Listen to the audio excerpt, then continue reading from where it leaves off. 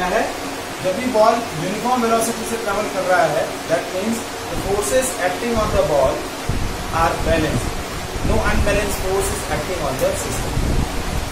Is it clear? ये experiment समझ में आया? मतलब जब भी गैलीलियो का ये एक्सपेरिमेंट क्या कंक्लूजन दे रहा है कि if the body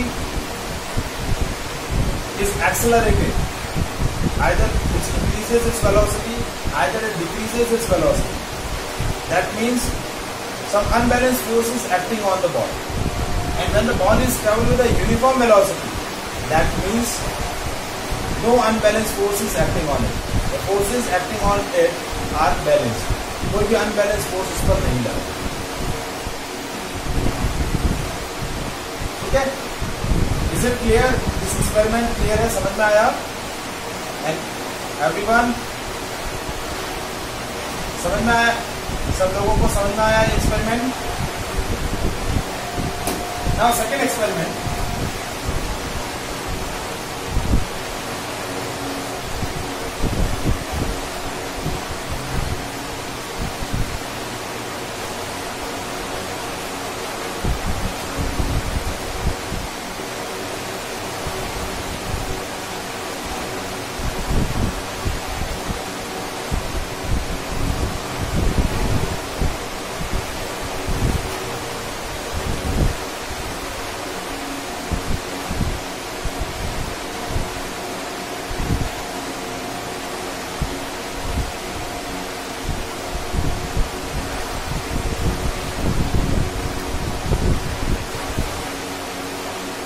now second experiment was performed by the Galileo, in which we are taking a smooth hemispherical bowl.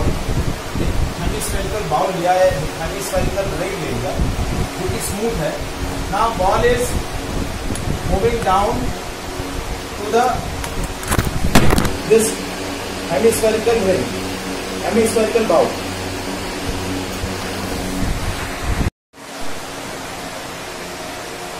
हम लोग डिस्कस क्या कर रहे थे अब तक? हमने क्या डिस्कस किया इस चैप्टर के अंदर?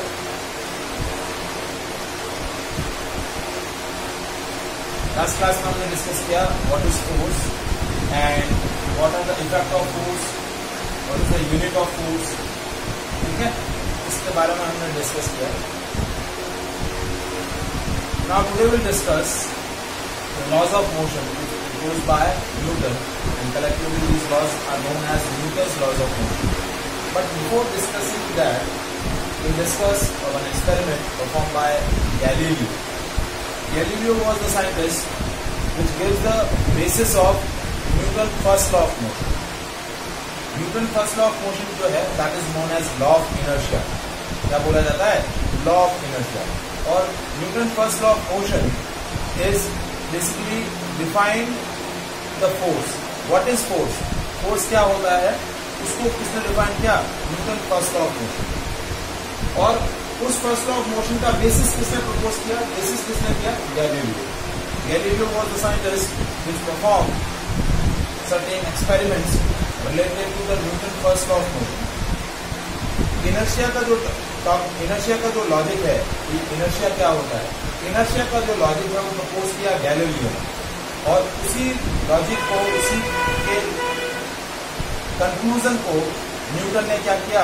एक लॉ के अंदर फॉर्मुलेटेड किया। तो लास्ट क्लास में हमने क्या बोला था? Force is an interaction, it can change the state of rest, it can change the state of motion of an object, it can change the direction of motion of an object, it can change shape and size of an object. ठीक है, मतलब state of rest and state of motion ये object की change करनी है, then we have to apply some unbalance force on. कोई भी unbalance force उस पर नहीं लगेगा।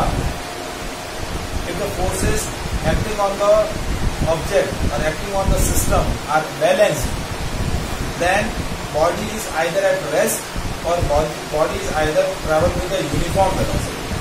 यदि बॉडी पर लगने वाले सारे फोर्सेस बैलेंस होंगे तो या तो बॉडी रेस्ट में होगी या फिर बॉडी यूनिफॉर्म वेलोसिटी से ट्रेवल करेगी। If the body is accelerated, that means some unbalanced force is acting on it. यही चीज क्या बोली जाती है? Newton first law. तो तो उसको सबसे पहले गैलीलियो ने कैसे उसका बेसिस प्रपोज किया, देखिए उसने दो एक्सपेरिमेंट परफॉर्म किए। पहला एक्सपेरिमेंट क्या किया कि taking one incline plane and one horizontal floor and taking one ball. In the first experiment the ball is moving down to the incline plane. आप ये चीज परफॉर्म कर सकते हैं, एक इंक्लाइन प्लेन लिया और ये जो इंक्लाइन प्लेन है ये स्मूथ है, रफ नहीं है। स्मूथ है मतलब कोई भी और दूसरा फोर्स सिस्टम में एग्जिस्ट नहीं कर रहा। So as this ball is moving down to the incline plane, जैसे जैसे ये बॉल नीचे आएगा क्या होगा, इसका वेलोसिटी बढ़ेगा या कम होगा? As the ball is moving down to the incline plane its velocity increases. क्या होगा, इसकी वेलोसिटी क्या होगी? Velocity of ball increases. मतलब यदि यहाँ वेलोसिटी मैं v ले रहा हूँ तो कुछ टाइम बाद इसकी वेलोसिटी क्या हो जाएगी v डैश, और v डैश की वैल्यू जो होगी वो v से बढ़ेगी। अब सेकेंड केस में क्या किया, now ball is again moving on a smooth incline plane but this time it is incline up to the incline, मतलब ऊपर की तरफ जा रहा है। यदि इसकी इनिशियल वेलोसिटी v ले रहा हूँ तो अब क्या होगा, वेलोसिटी बढ़ेगा या कम होगा?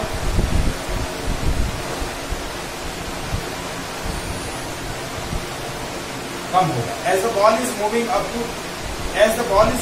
To the incline plane its velocity decreases. यहाँ यदि वेलोसिटी v डैश ले रहा हूँ तो v dash is less than v। और थर्ड केस क्या लिया, taking a horizontal smooth floor, एक हॉरिजॉन्टल फ्लोर लिया जो कि स्मूथ है, रफ नहीं है, और ball is moving with a uniform velocity v। तो ये बॉल जो है वो सेम वेलोसिटी से क्या होगा, कंटिन्यूसली ट्रेवल करता जाएगा, इसकी वेलोसिटी में कोई भी चेंज नहीं होगा।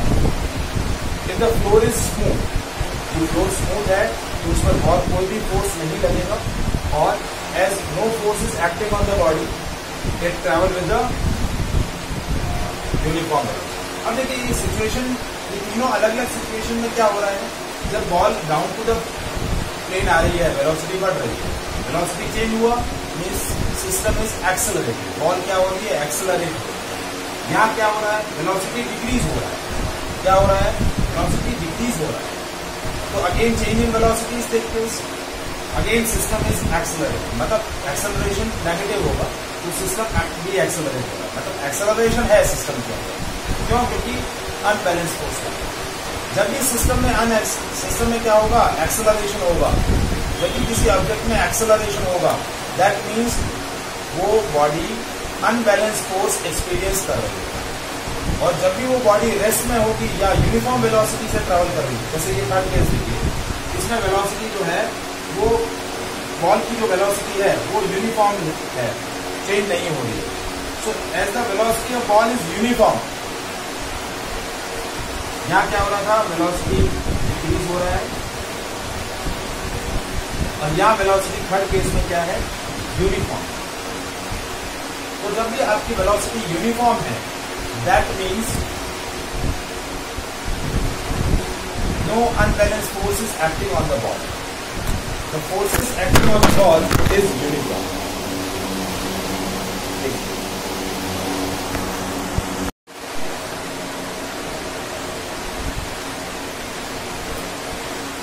सेकेंड एक्सपेरिमेंट में क्या किया है,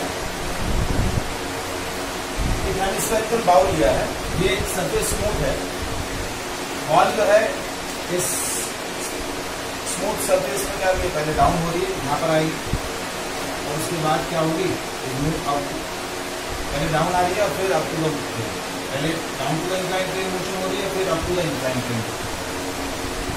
so as this ball is moving down, they are moving in the inner surface of hemispherical bowl to attain the same height, ball को सेम हाइट अटेन करना है।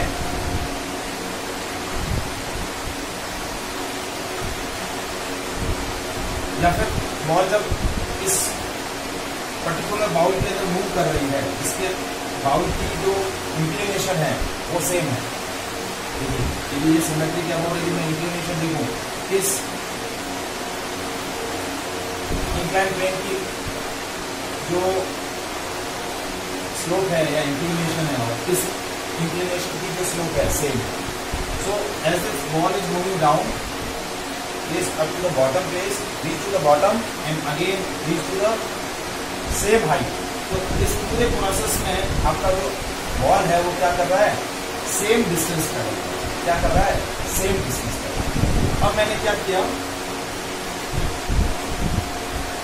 सेकेंड जो हेमिस्फेरिकल सरफेस ड्रॉ करी है उसका इंक्लिनेशन जो है वो चेंज कर दिया। इस रील से आपका जो इंक्लिनेशन है वो इंक्लिनेशन क्या हो गया, थोड़ा सा बढ़ा दिया है, इक्विलिब्रियम पोजीशन से इंक्लिनेशन बढ़ा दिया। So to travel to attain the same height, जैसे बॉल यहाँ से गया लेकिन वापस इस हाइट पर पहुंचना है उसको, so it have to travel a more distance. उसको क्या करना पड़ेगा, ज्यादा डिस्टेंस ट्रैवल। ज्यादा डिस्टेंस क्यों, क्योंकि यहाँ से यहाँ तक ये जो डिस्टेंस है, ये जो डिस्टेंस है वो इस डिस्टेंस से इस वाली डिस्टेंस से क्या है, ज्यादा।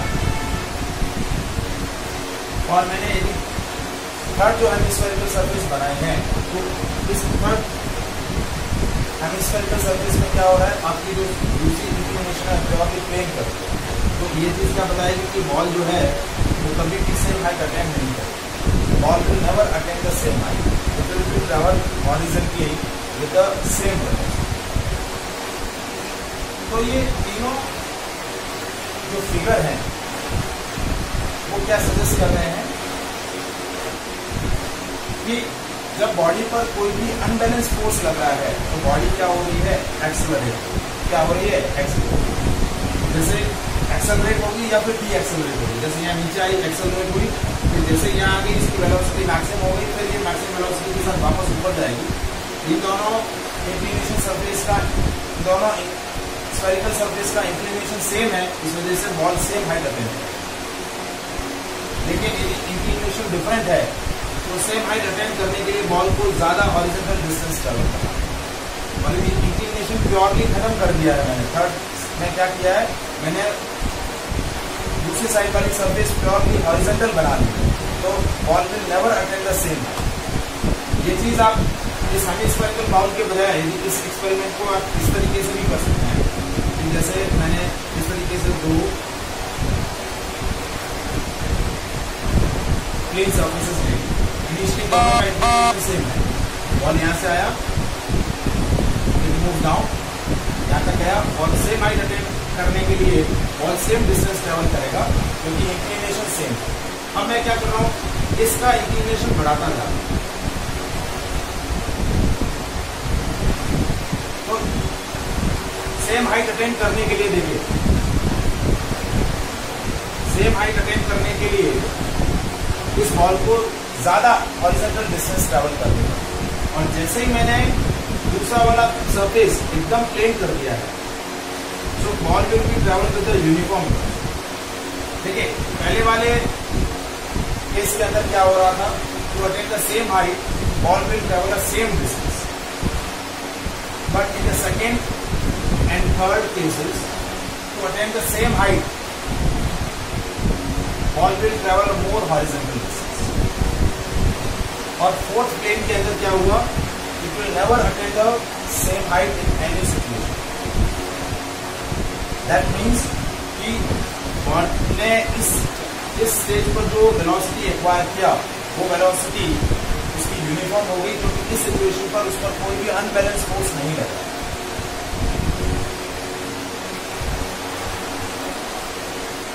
So these two experiments conclude that if a body is at rest and if no unbalanced force is acting on it, then it will remain at rest. If bodies travel with a uniform velocity and if no unbalanced force is acting on it, then it will remain travel with the uniform velocity. If some unbalanced force is acting on it, then body will accelerate. If no unbalanced force is acting on the body, it remain unaccelerated. It remain unaccelerated का मतलब unacceleration में दो चीजें होंगी, either body is at rest or either body is travel with a uniform velocity। This is called Newton first law of motion. इसी को हम क्या बोलते हैं? Newton first law of motion.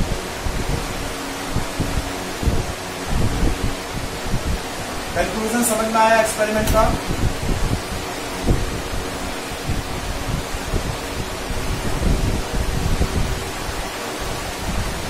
हाँ, बाकी लोगों को कंक्लूजन समझ में आया? देखिए, कंक्लूजन में वापस एक्सप्लेन कर रहा हूँ। देखिए, टोटल कंक्लूजन के अंदर 3 पॉइंट है। पहला पॉइंट क्या है? If a body at rest and if no unbalance force is acting on it, it will remain at rest. If body is travel with a uniform velocity and no unbalanced force is acting on it, it has a tendency to travel with the same uniform velocity. But if some unbalanced force is acting on it, then body is accelerating. If no unbalanced force is acting on it, मतलब यदि आपका body rest में है या body uniform velocity से travel कर रहा है, इसका मतलब क्या हुआ कि forces are acting on it but all the forces are balanced. No unbalance forces है। यदि कोई भी सिस्टम या कोई भी बस है या कोई भी ऑब्जेक्ट है, यदि यूनिफॉर्म वेलोसिटी से ट्रेवल कर रहा है, तो इसका मतलब है कि उस पर जो फोर्सेज लग रहे हैं वो बैलेंस है। या फिर जैसे सपोज ये सिस्टम, ये जैसे मैंने एक ऑब्जेक्ट लिया, मैंने बोला कि ऑब्जेक्ट रेस्ट में है, तो रेस्ट का मतलब ये नहीं हुआ कि इसके फोर्सेज लग ही नहीं रहे, लग रहे हैं, लेकिन जो भी फोर्सेज लग रहे हैं वो फोर्सेज क्या है? बैलेंस। क्या है? Balance. So this is called Newton first law of motion. So Newton first law of motion का statement क्या होगा? Now we define the Newton first law of motion.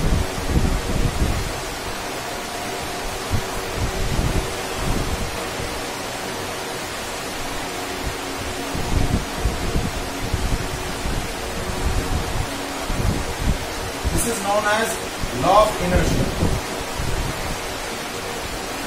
क्या बोलते हैं? Law of inertia. If a body at rest will remain at rest or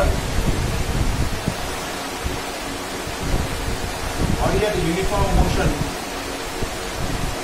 will remain in uniform motion unless it is compelled by some unbalanced external.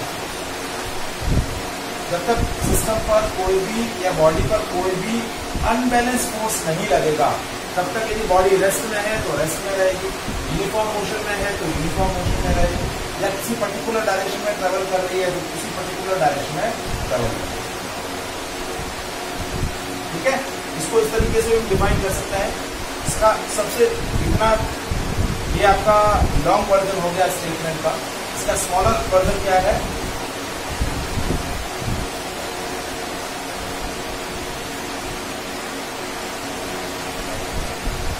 Acceleration of the body is zero if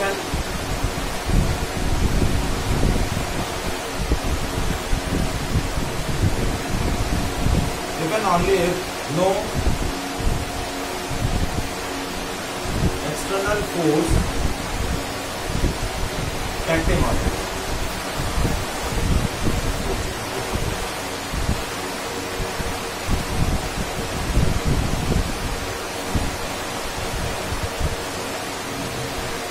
Acceleration of body is zero if and only if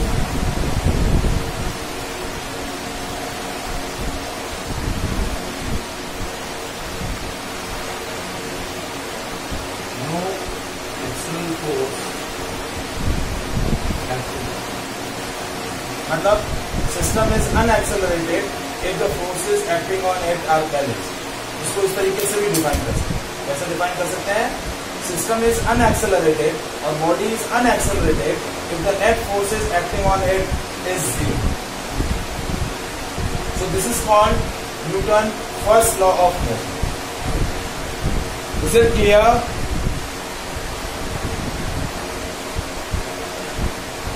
And समझ में आया Newton first law of motion?